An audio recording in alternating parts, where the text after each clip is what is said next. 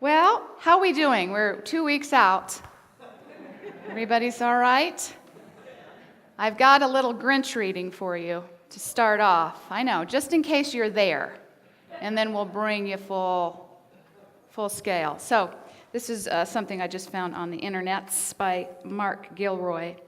Even though little Cindy Lou, who didn't stop the Grinch from stealing Christmas, even though little Cindy Lou, that's her last name, there we go, didn't stop the Grinch from stealing Christmas, most Dr. Seuss experts still think it was her big blue eyes that first pierced his heart and began his personal transformation. Even before he heard the whole community come out and sing from his icy hilltop home. What are the characteristics of a Grinch? Nothing showcases the heart of a Grinch better than cynicism, looking at everyone and everything with jaded and jaundiced eyes. A true Grinch would never be satisfied to watch another person perform a good deed during the holidays, but would take time to wonder, who is that person trying to impress? Isolation is another surefire way of showing the world your inner Grinch. Getting together with family and friends can be too much of a hassle, can't it? Why go to that special church service when you've had enough of crowds at the mall? And the neighborhood potluck dinner will conflict with that TV show you've been wanting to watch. Then there's the resentful spirit that hates to see others experiencing blessings in life. Such a small-spirited outlook declares one a top-tier Grinch. But there's more that goes into being a Grinch: irritability, short temper, meanness, making fun of others for their innocence and joy. Now, if you've had enough of being a Grinch, there is a cure if you're seriously been considering canceling Christmas for yourself and everyone else this year. It begins with humility, not believing you are too sophisticated and cultured to stop and admire the tinsel and toys. It continues with the words of Jesus to his followers when some thought the kids were being a nuisance and distracting them from grown-up concerns. He said, "Let them come, let the children come to me. Do not hinder them, for the kingdom of heaven belongs to such as these." Lost the wonder of Christmas? Maybe you need to watch a child enjoying the season. Whatever it takes, spend some time with small kids this Christmas. Have some friends and family members over to decorate cookies with the kids. Take a family you know out on a Christmas light tour, to tour an outdoor nativity scene, or help an organization that delivers toys to needy children. Kids approach Christmas activities with unabashed enthusiasm. Watching their excitement and outright glee over things as simple as sugar cookies and wrapping paper, you might just find your heart softening or growing 3 sizes and your cynicism melting. You'll be filled with compassion for children and an appreciation for their ability to really celebrate. And best of all, what will replace your hard heart is a renewed sense of childlike wonder and joy. So I know none of you are in the Grinch mode. That was a good lead-in, sort of. And I'll tell you, many of you who found out I was doing this talk over the past couple of weeks have been just saying, "Oh, you're perfect, Recapturing Childlike Wonder. That's perfect for you." I thought, is that a compliment? Is that childish, childlike, okay. But as I started to really dive into it and try to reunite really with my childlike wonder, I found it quite difficult. My adult mind was like, "You are busy. You don't have time to be wandering around. You have a list. You still haven't gotten one present. You work. You're busy. This is ridiculous. You're too old for this." I mean, some variation of that to really get to remember how it was when you were a kid at Christmas. I think Christmas is the perfect time to sort of magnify that experience of childlike wonder. So I did what any smart person would do. I consulted the experts. Okay, Miss Leila, what's the first thing that comes to mind when you think of Christmas? Getting together with family. What else about Christmas do you love? That there is so much cheer.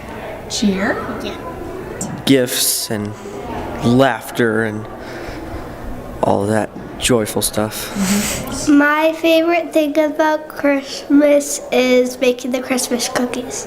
That's your very favorite thing? Yeah. What's your second favorite thing? Getting the presents. My next favorite thing is the excitement of Christmas Eve, you're waiting for like Santa to bring you the presents and stuff. Do you have a hard time sleeping? Yeah, Yeah. Do you have a hard time sleeping on Christmas Eve? kind of. Kind of. Does anybody come special on Christmas Eve? Santa. Santa comes? Mm-hmm. Do you know anything about Santa?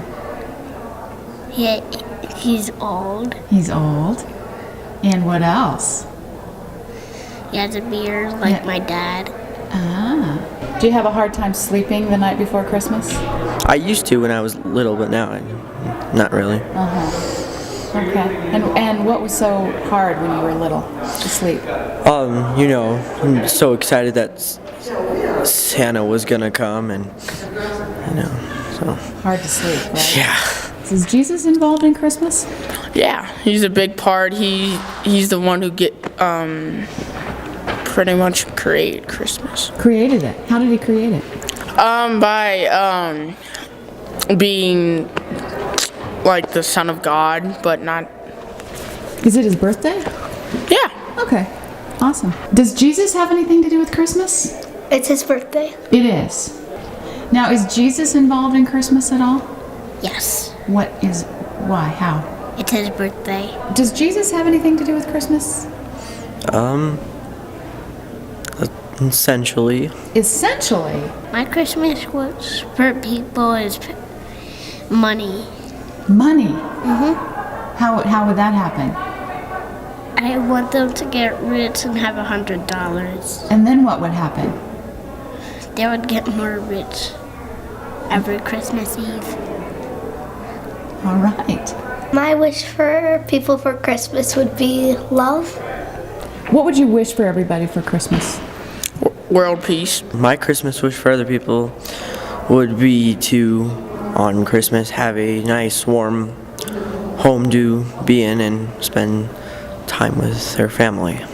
I want to wish them a happy Christmas, and I want to wish them a Christmas with joy. I had to sort of keep asking before the presents came. I thought that would be the presents. Santa Claus is coming. No, it's like spending time with family. And in my mind, I didn't say this to Leila, but I thought, isn't that just a default? You don't have a car. You can't even say, I've had enough of you people. You spend time with family all the time. But she was serious. And several others, we clipped it down, several others said spending time with family. And I want to give the teenagers credit. So they were the ones that were like, yeah, he's essentially involved in Christmas, Jesus. He basically created it.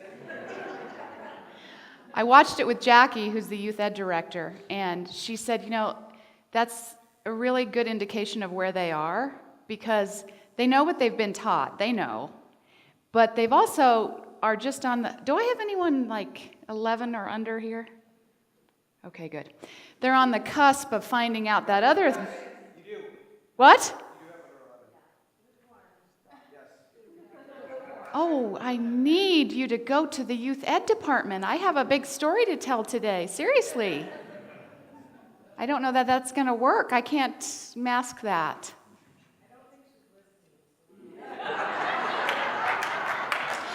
Okay, that's true. Yes, just color.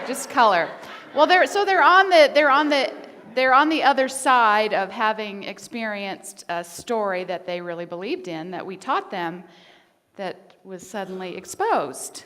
So now I believe that they're saying, okay, well, you've taught me that Jesus was born on Christmas, but I'm still waiting to make sure that the rug's not gonna come out from under that. So they're at that crucial age where they begin to, as they should, think about and question what they've been taught. So they were perfect. Now back to family, spending time with family. So that did help me a little bit. I thought, now these kids, that's one of the first things they're saying is spending time with family. And then I was like, yeah, I remember that when I was little. Because really, again, with the adult mind looking back, I saw mostly dances of dysfunction. And yes, it was fun. It was great food. And I love my family dearly, but that's sort of what showed up. It was like so stressful, and so-and-so had had too much to drink, and so-and-so wasn't talking to so-and-so. It was like, this is not this is not how it should be. But it is how it is, right? I can't even remember who said it, or I just made it up, but the loose definition of family is the place where you can go and be yourself and be invited back next year. And so it's the good news and the bad news, right? But truthfully, I did remember when I was younger the excitement of going to my aunt and uncle's. And it was different because there were random people would show up, neighbors and other cousins that I hadn't seen. And so it was a more special gathering for sure. But the other thing was my cousin had a birthday on Christmas Eve, and so I had to get a talking to every year. Now listen to me. You are not to ask about presents until we celebrate Julie's birthday. Are there going to be presents? Yes, there's going to be presents, but you're not to mention them until we go downstairs. What happens downstairs? That's where Christmas is. It's very confusing. Is she going to get more presents than me? Probably. It's her birthday. Oh boy, this is terrible. So all of this came back. So now I'm starting to begin to remember that childlike adventure called Christmas, spending that with your family and enjoying it. Yes, that's the key. So I appreciated the kids thinking of that. And you know what? I want to acknowledge as a little bit of a disclaimer, I'm not going to go too far into this topic, but that as I went through and tried to recapture and reclaim this childlike experience of Christmas, I also had to weed through some sadness and some loss and some disappointment and all of that other stuff that comes with being in the human family. And so I just acknowledge that this time of year, though it is magical and though it, as we'll see, has the potential to really bring us into the possibility of those qualities of hope, peace, love, and joy. There goes one. Awesome. Sorry. I still have a little more to say about that Santa character. It also churns up memories of times that have gone by that no longer occur that way, and people that have passed. And so I just acknowledge that it's an interesting mix that we deal with at this time of the year. So back to my attempt at trying to get to my childlike wonder. I had to go for the jugular on this. I had to go for the king of Christmas. There we go, Santa Claus. Because that's really where I could touch on that magical awe of Christmas, the believing in Santa Claus. I have a Jewish friend who says, like, I cannot believe you fell for that. That is so ridiculous. See, I'm telling you. So I had to, again, as an adult, look back through that story of why is there a Montgomery Wards sticker on the bottom of this? And mind you, I'm 11. My mother's like, we can't do this through college. I've got to let this. I am exhausted. Well, because Santa doesn't go to Montgomery Wards. No, but the stress, the sadness, the upset of that one moment of figuring that out. And so right behind that memory is where I could remember that sense of believing, right? It didn't need to make sense. We don't have a chimney. It doesn't matter. He works it out. Really? The one year we didn't even make it to the mall to see Santa. Oh, first of all, I went to the May Company downtown, people. Huh? Who remembers that? That was a big deal. My grandmother worked down there, so we went to see Santa down there. And one year, probably my 11th year for reasons that are understandable, we didn't make it to the mall, so my mother handed me the Montgomery Wards catalog and said, make your list. Are you kidding me? Out of all of this? Like, there was no bargaining, like you can pick 3 things, make your list. So that's kind of magical with the Santa experience. You don't have to hear, you have enough toys you don't play with, why don't you do more chores? It's just make your list. And even if you forgot a few things, they showed up. This really was magical. So would it be a stretch for me to say right up here at the pulpit that Santa, believing in Santa and the experience of Santa, is our first glimpse at believing in God, believing in something that doesn't quite make sense and yet comes through. Doesn't quite, if you think about logistically, you've never seen, you've never touched, you've never smelled. And at times you've questioned, no doubt, but nonetheless, you continue to come back to that possibility and that presence and that opportunity to believe. And so I really did see that experience, painful though it was, as that first opportunity to grow in our faith. So I did, you know what, I do have just a few, I'm sorry I withheld those. These are from our Breakfast with Santa last Saturday. That Santa, if you haven't met him, is the real deal. He is a love bug. There was, it's a big deal. You have Sabrina's taking the pictures, and there's a list so that we can figure out whose picture's who, and we getting everybody up there and talking to them, and there's such excitement. And we had a family of 8 kids, and a smaller family was in with Santa, and this little 2-year-old just maybe 3, bolted towards Santa right as the picture was about, and everyone said, oh, and sort of shoot him, and Santa was like, don't shoo him, just go get your mom, sweetie, don't shoo him away. It was like, oh, that's what we're talking about. I knew you were there. Now, our teenagers won't sit on the lap, but they won't sit on the lap, but they'll still have a conversation. For sure. And then when we get to adulthood, it's a shoulder-to-shoulder conversation. It took a while to get that all figured out. And what would you ask Santa for as you're an adult? That's an interesting question. How many of you read David's blog this week? He's not here, so I won't tell him. All right. So and I look at this. This is what was on. Oh, that's little David Howard and Santa. I mean, right? And we all have those pictures. We usually have the one when we're a baby where we're completely hysterical. And then there's still some awkwardness, like, what's your name again, sir? Should I be sitting on your lap, really? But as every year, it's more and more, Santa, this is my guy right here. So there's our little Santa slideshow. But nothing brings out that sort of magic and that willingness to believe, in my estimation, during the Christmas season as Santa. And even part of the magic of Christmas as a kid was the nativity scene. It was so interesting, and so you don't touch it, and it's interesting, and it's baby Jesus. And is Marietta here today, was sharing her Uncle Louis, is that right? Italian Uncle Louis, good Catholic, had sort of a little bit smaller than this, his nativity scene. And the week of Christmas, he would move the kings a little bit closer.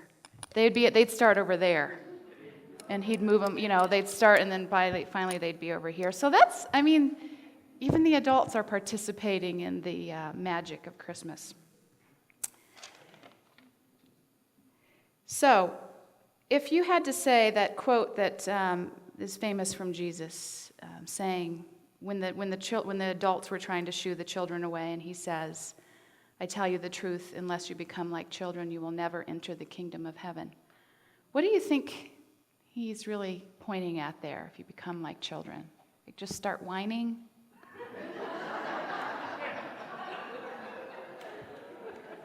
Drop to your knees and play with Legos? Innocence? Believe, yeah. Faith, right? Open heart. Just willingness to be totally present and to believe. And so he also then says, where does he locate the kingdom of heaven? The kingdom of heaven is within you. It's among you. So often and traditionally we've been taught that it's perhaps a place that we ascend to after our death, and particularly if we follow these rules. But if you look at what Jesus said, is that it's here, it's within you, it's among you, it's available to you. And it's only when you become present, open-hearted, and are willing to believe that you can really access that, right? And particularly, I don't know about you, but sometimes I don't really act like the kingdom of heaven is within me. I mean, I have a body, I have a personality, I have to go to the grocery store, I have to get in line, So where is our focus? What are we believing in, really is, I think, the question in that true essence of ourself that he speaks of, or in all of this. And David does a good job, and I think it's important to not negate all of this. We are in a physical body, in a physical world, and we have to manage it. I mean, go ahead and try to play Legos all day and see who pays the bills. So, but the catch is not to believe in it so much as to believe in what's available within us and among us. I've got some Charles Fillmore quotes, but nothing takes you out of a childlike wonder than Charles Fillmore.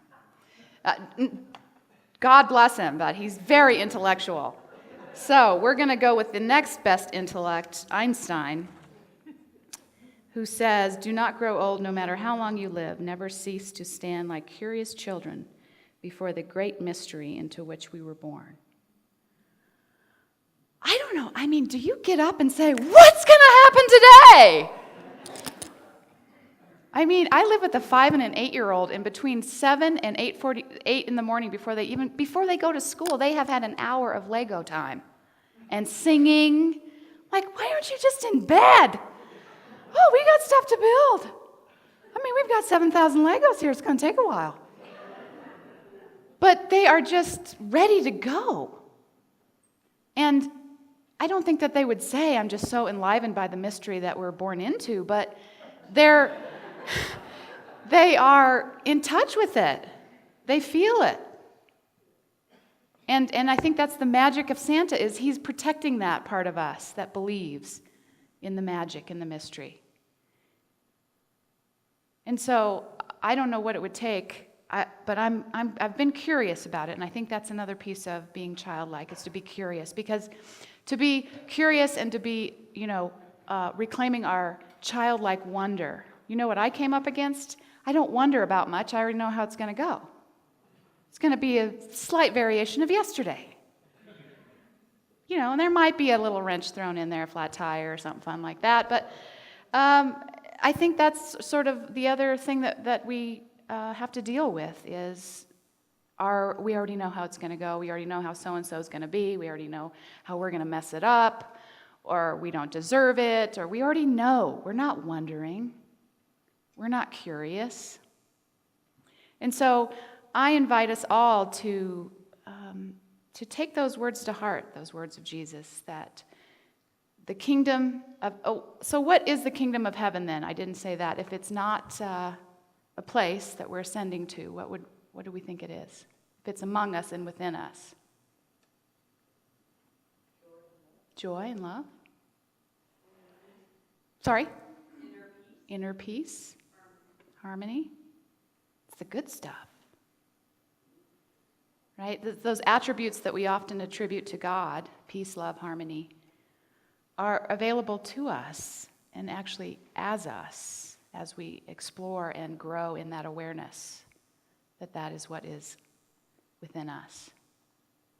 So the kingdom of heaven, I will go ahead and say it, Charles Fillmore quote. Charles Fillmore, who's the co-founder of Unity, defines heaven as the Christ consciousness, the realm of divine mind, a state of consciousness in harmony with the thoughts of God. Heaven is everywhere present. It is the orderly, lawful adjustment of God's kingdom in man's mind, body, and affairs. So basically, we are a little piece of heaven on earth. I mean, we really should be kind of excited about that, right? Even if we're in line. Even when we get the flat tire. I know, it's hard not to talk about the lines this time of year.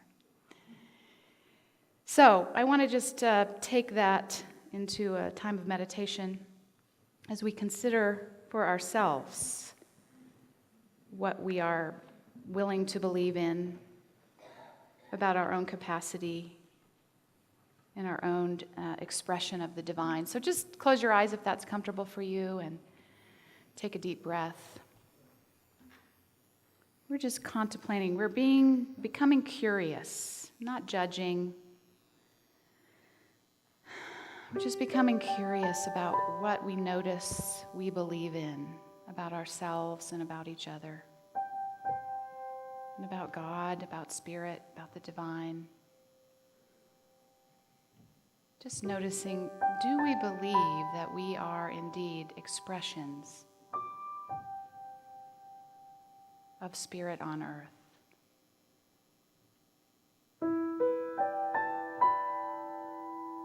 And if not, are we willing to believe? To be curious about, to be in awe of the possibility that indeed we are all expressions of spirit.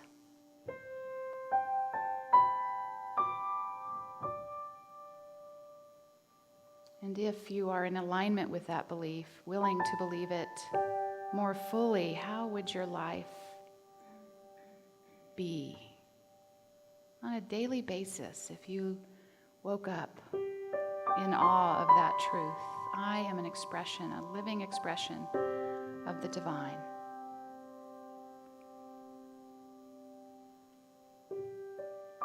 I live in a universe that seeks to support me in knowing my highest and truest self. How would your day look?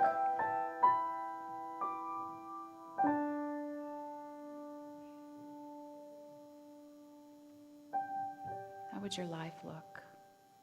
How would you feel?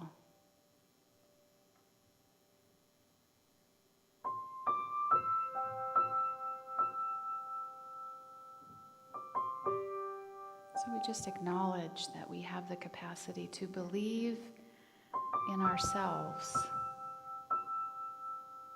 more fully, more deeply.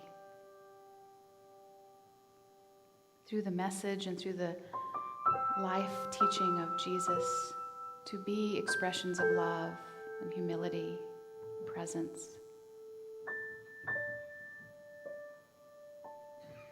Not to get anywhere, but to fully be here.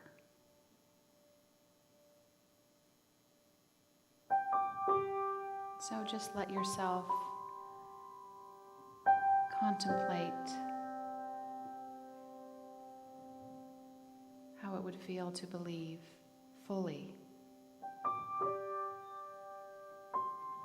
in yourself as expression of the one on earth.